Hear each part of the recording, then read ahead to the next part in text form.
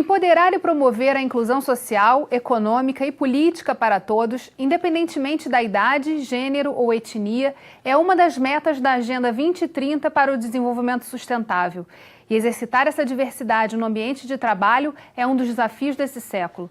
Quais os mecanismos que já existem no Brasil para ampliar a diversidade? E de que forma organizações empresariais e a sociedade estão trabalhando esse tema? Essas respostas você descobre no Rio em Foco, que começa agora. Vem com a gente!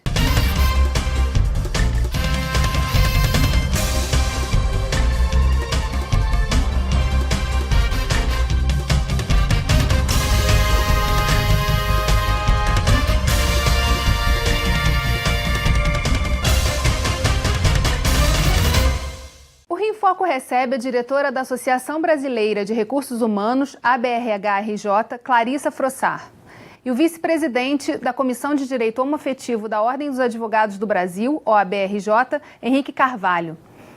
Não importa a cidade ou país em que você nasceu, cor, gênero ou orientação sexual, a inclusão de mulheres, negros ou LGBT vem se tornando pauta no cenário corporativo. Na entrevista a seguir, a consultora de diversidade para as empresas, Cíntia Barcelos, explica os principais avanços e conquistas nos últimos anos. Vamos ver. Trabalhar a diversidade é sempre um desafio, especialmente em meio a tantas questões. No meio jurídico, temos tido grandes avanços, desde o reconhecimento da união homoafetiva pelo Supremo Tribunal Federal em 2011.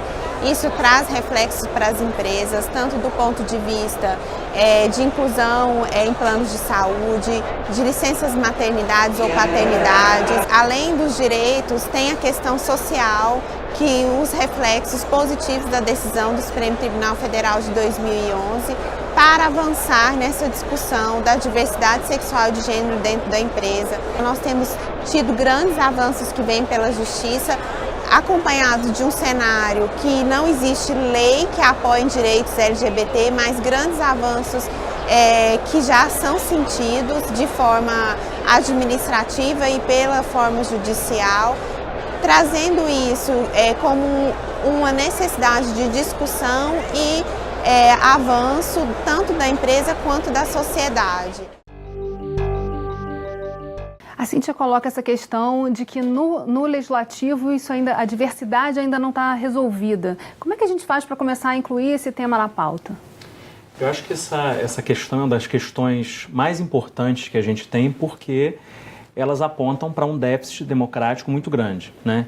Então, se a gente pensa, por exemplo, que todo o poder se estrutura na divisão de três poderes, né?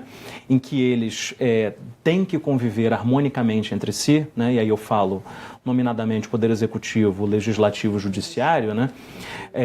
O que se observa com relação à pauta de diversidade de uma forma geral, né? Seja diversidade de gênero, seja diversidade sexual, seja com relação a direitos das minorias, no caso, por exemplo, dos povos indígenas, né?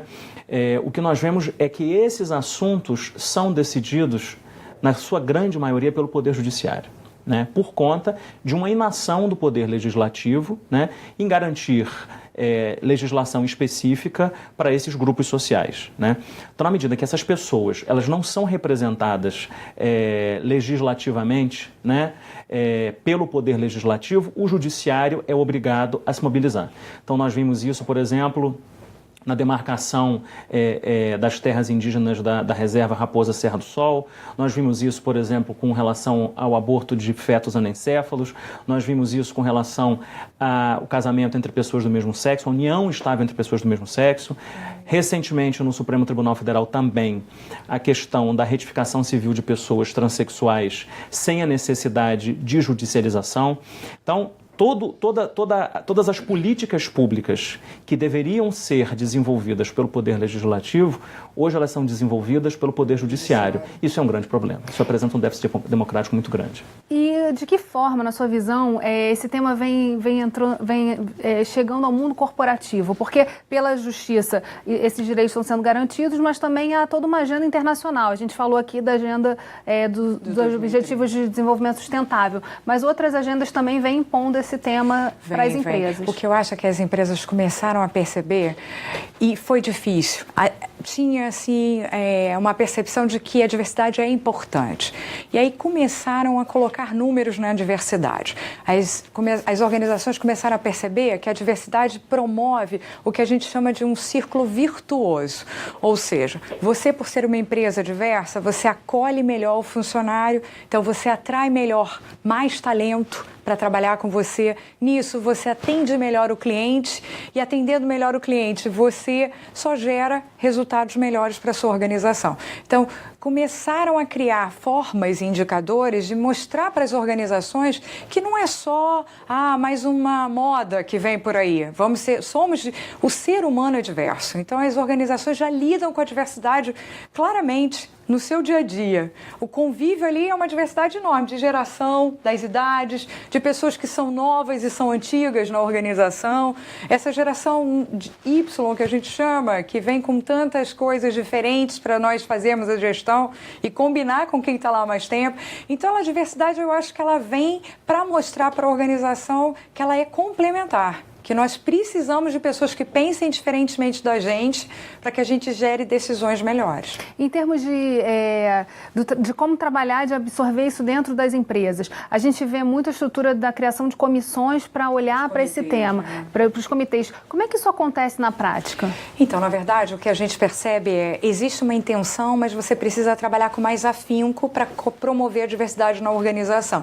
Então, você cria um comitê de pessoas de áreas diferentes para pensar como é que você faz a diversidade fazer parte do nosso dia a dia? Como é que eu vou buscar pessoas diferentes da que eu procuro, mas tão qualificadas quanto, porque a ideia não é criar uma polarização, não é mostrar que a pessoa que é diferente de você, ela não vai ter as mesmas exigências, né, a mesma qualificação profissional. Não, ela pode até vir melhor do que você é hoje. Em relação à questão das cotas, é uma política a se pensar também para poder incluir quem ainda não está sendo visto, né, e a implementar essa diversidade? Esse tema das cotas, eu acho que daria um programa inteiro para a gente discutir essa questão das cotas, né? Qual é a ideia, né? E aí eu acho que, na realidade, vou lançar uma semente para um próximo debate, né?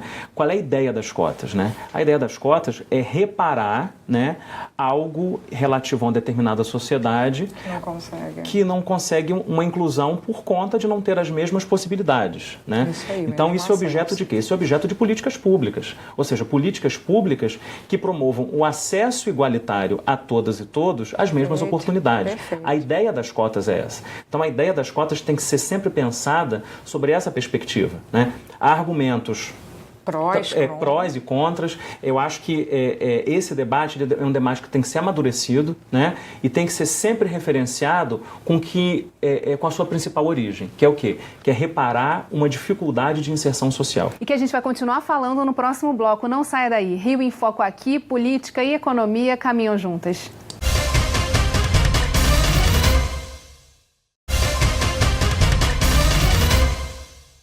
Voltamos com Clarissa Frossard e Henrique Carvalho.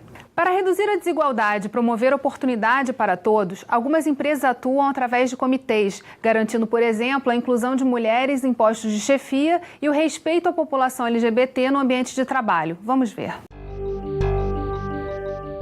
O Trent tem uma cultura de diversidade e inclusão. A gente é o escritório que mais tem mulheres em posição de governança, né? Temos muitas sócias, né? E, além do gênero, a gente trabalha o PCD, que são as pessoas com deficiência, etnia, religião e o LGBT.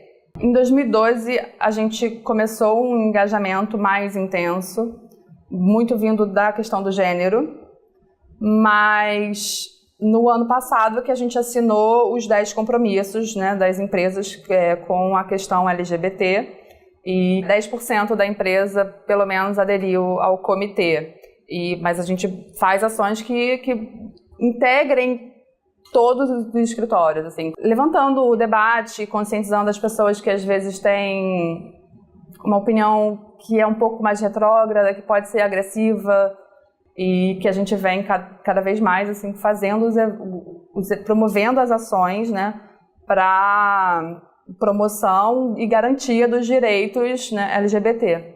com todas as ações que são possíveis, palestras internas, com patrocínios de eventos, que foi o caso do casamento homoafetivo em São Paulo, né? Foi um casamento comunitário. Receber um CEO transgênero, receber um representante da OAB aqui dentro para falar para todo mundo, né? Todo escritório tem essa porta aberta. Então, se a pessoa não participa do comitê, ela pelo menos sabe a quem pode recorrer. Eu vejo que as pessoas procuram a gente para falar, sabe? Isso já aconteceu, para se queixar, para saber como agir, como se posicionar e a gente poder entrar em contato com outros colaboradores e trabalhar para uma vida mais saudável para todo mundo, né?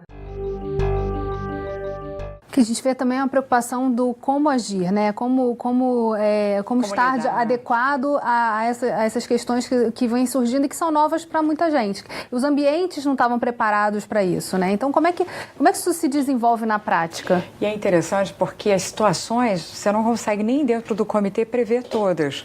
Então, você cria esse canal de acesso dos colaboradores para que eles procurem e se sintam receptivos, né? Se sintam recebidos para poder expor situações que eu não sei lidar com isso, eu vi uma piadinha, como é que a gente tenta coibir esse tipo de comportamento?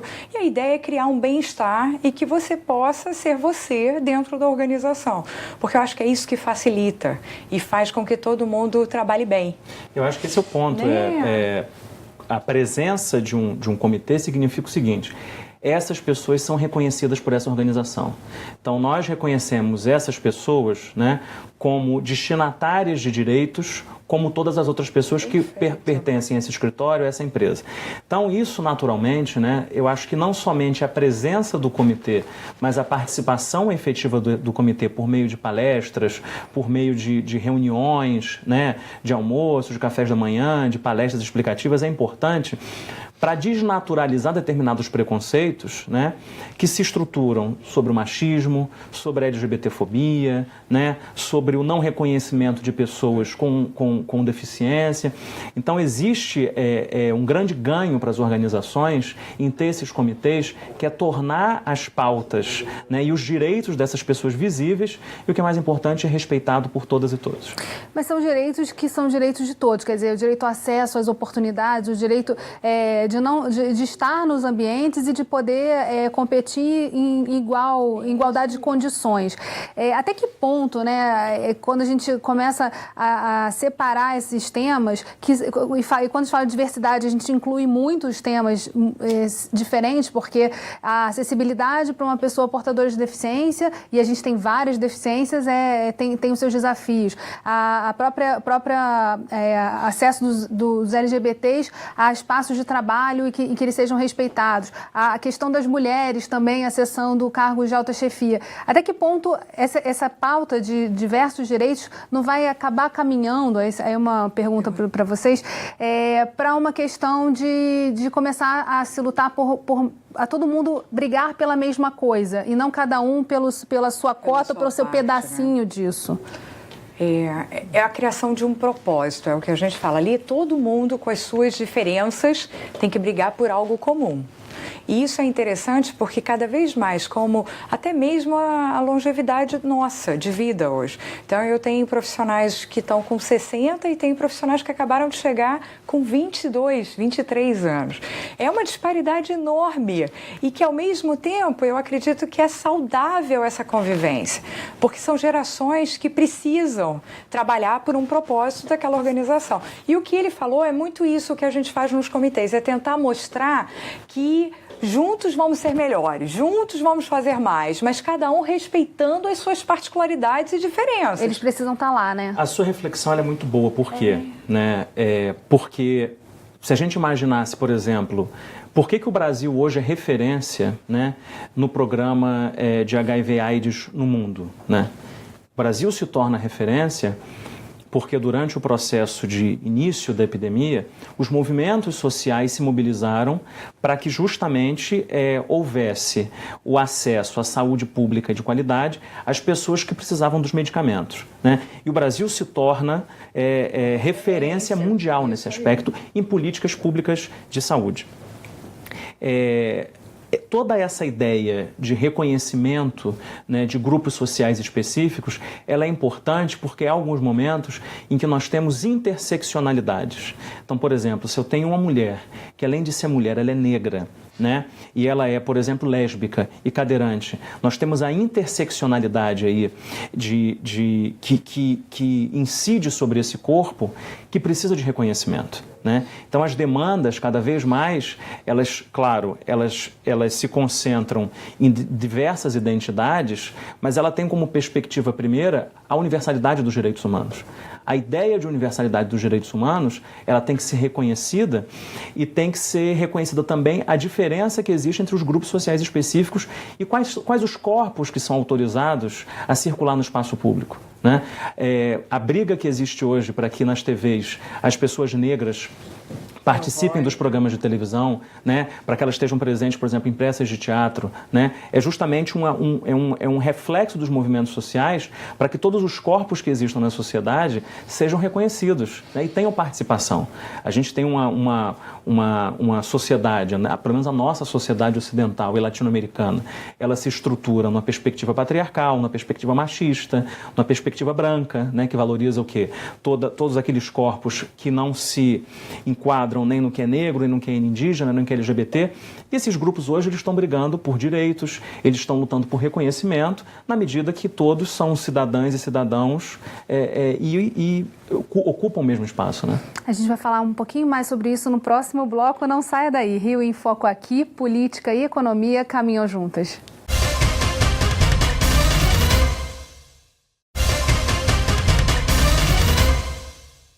No bloco anterior, nós falávamos sobre a importância da diversidade acontecer na prática para que as pessoas comecem a se sensibilizar também, a entender quantos direitos estão escondidos na sociedade, como a gente não olha o outro ou os outros que existem, tão próximos da gente. Agora, como é que a gente faz dentro de uma empresa para isso acontecer na prática e ficar visível para o cliente que aquela empresa respeita a diversidade e tem espaço para que isso aconteça?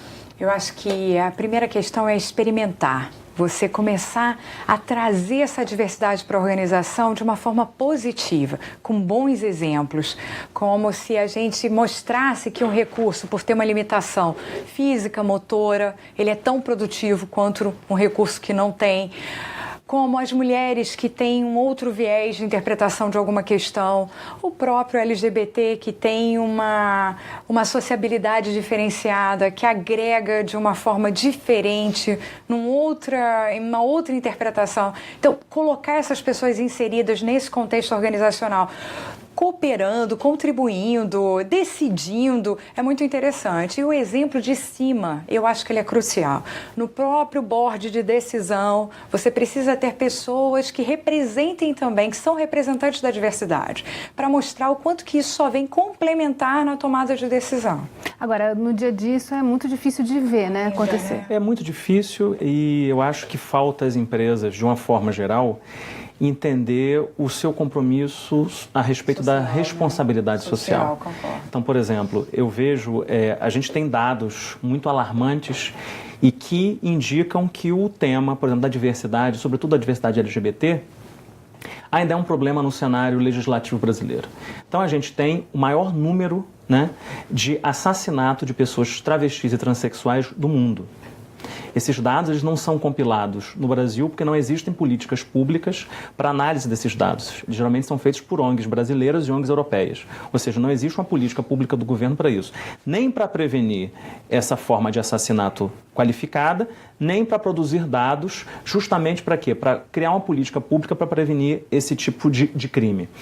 Mas a gente observa, por exemplo, algumas pessoas entendendo a necessidade de integrar, né, as pessoas das diversas matizes sociais na sua empresa. Então, quando você observa pessoas travestis, transexuais sendo empregadas, observa-se aí um compromisso da empresa com a diversidade e de reconhecimento desenvolvimento dessas pessoas. E o impacto social é incrível, porque essas pessoas passam, no momento que elas são reconhecidas primeiramente, elas se tornam reconhecidas por todo o corpo social. Isso retorna positivamente em termos econômicos também para as empresas, né? Porque, na verdade, quando você reconhece essa diversidade internamente, você está dizendo para o seu cliente que se ele se identifica com essa diversidade, ele também está ali e ele pode interagir de forma mais também, direta. Né? Então a gente tem, por exemplo, teve um evento em São Paulo agora em um supermercado que criticava as uniões entre pessoas do mesmo sexo e sofreu um boicote terrível. O supermercado sofreu um boicote terrível. Então existe um impacto econômico aí, né, nas empresas. Negativo e positivo. Negativo e positivo, né? A imagem, né? A empresa, ela vive da reputação dela. Então, e é muito legal, foi o que eu falei do círculo virtuoso. A empresa que ela promove a diversidade, ela é muito benquista pelo funcionário. Ele se sente, assim, acolhido em todas as suas esferas. Então, isso só promove satisfação e só gera resultados melhores. Agora, puxando a sardinha para a questão do legislativo, né? Porque já que estamos numa TV da Assembleia Legislativa. Nessa questão, a gente falou um pouco das cotas como a possibilidade de um reconhecimento da reparação de uma questão que acontece na sociedade. A gente falou da importância desses dados começarem a ser vistos para se poder desenhar políticas públicas. Que outras ações, assim, que outros espaços precisam ser criados também de debate e de diálogo para a gente avançar nessa questão da diversidade também na legislação? Eu acho que a grande questão, o ponto que você toca é o ponto primordial. Seja no âmbito municipal, seja no âmbito estadual, seja no âmbito federal, o poder legislativo ele é constituído de pessoas que são eleitas pela população, ou seja, que recebem, né, uma delegação da população para que aquelas demandas populares, as representações, sejam acolhidas, né, e estejam ali presentes. Então, é preciso destacar o seguinte: ainda que determinados grupos sociais específicos não estejam representados no parlamento, é dever do parlamento, de acordo com a nossa Constituição Federal de 88, promover justamente a inclusão, né? Promover a diversidade. Então, é preciso criar políticas públicas para toda a sociedade. Então, é necessário, né? Qual é o processo para a elaboração de uma lei? As audiências públicas são um instrumento fundamental para o Poder Legislativo discutir como aquelas questões terão impacto na sociedade. Então, as audiências públicas, você me perguntando, já respondendo a sua pergunta, eu acho que a realização de audiências públicas é um instrumento fundamental para a discussão desses assuntos que vão atingir a sociedade. Essas audiências públicas elas são realizadas na Câmara dos Vereadores, Câmara dos Deputados Estaduais, Câmara dos Deputados Federais, né, no Congresso Nacional, no Senado Federal. Então, existe uma necessidade de uma prática democrática de realização periódica de audiências públicas que envolva os segmentos da sociedade que vão ser afetados por determinada lei. Perfeito. Então, envolvendo também os segmentos. Envolvendo os segmentos, claro. Porque se a gente parte do princípio que as leis devem ser elaboradas nos gabinetes, existe um descolamento muito grande, com a realidade, né, social. Perfeito, perfeito. Né? Então, por uma questão de uma medida republicana e democrática, as audiências públicas, elas são um instrumento e são um espaço para que, de fato, a lei reflita as necessidades da população. Eu acho que é o ponto fundamental. Um ponto, por exemplo, é o tamanho das rampas para pessoas cadeirantes. Isso tem que ser discutido. Não adianta, por exemplo, o poder público estipular um tamanho que não vai atender as pessoas cadeirantes. Aí eu gostei da ideia dele mesmo. Não sei se as pessoas diversas elas se envolvem nessas audiências, claro, porque elas precisam também buscar essa representação, porque elas têm que falar, elas também têm que se expor, elas também têm que se envolver, elas não podem ficar parte das soluções, claro, e nem do que a gente precisa ir buscar. E que nem eu falei, a gente, para recrutar, as pessoas também têm que estar procurando o trabalho. Exato. É o que eu falo, que isso é importante também, esse casamento. E que é um ponto da inovação, né? Na verdade, fazer né?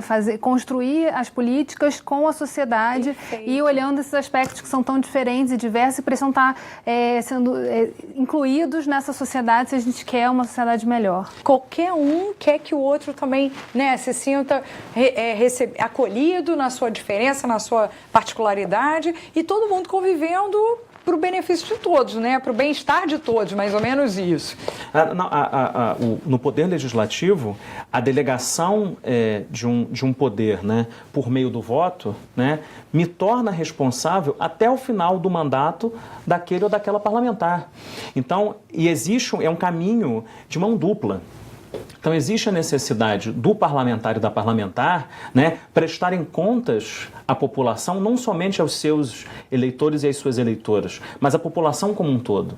Porque a composição final, após o pleito, após a eleição do Poder Legislativo, ela é de responsabilidade de toda a população, ainda que o meu candidato ou minha candidata não tenha vencido as eleições. Né? Por quê? Porque os membros do Poder Legislativo estão ali para representar a população. Isso aí. Por isso que as audiências públicas são fundamentais. E passadas as eleições, né, o parlamento que temos é o parlamento que precisa estar atento e trabalhando em conjunto. O parlamento que precisa ser procurado também por esses grupos para eles poderem encaminhar suas demandas, né, e avançarem nesse ponto. Exatamente. Bem, infelizmente, nosso programa chegou ao fim. Obrigada, Clarissa. Obrigada, Henrique. E obrigada a você, telespectador, que acompanhou a nossa programação. O Rio em Foco está no YouTube. Você pode se inscrever no nosso canal. O endereço é esse que está aparecendo na sua tela. Vai lá. E se você deseja enviar dúvidas e sugestões, aproveita e manda um e-mail para rioinfoco@lerj.rj.gov.br ou para o nosso WhatsApp 21 98890 4709. TV Alerj, o canal do Povo Fluminense. Até a próxima.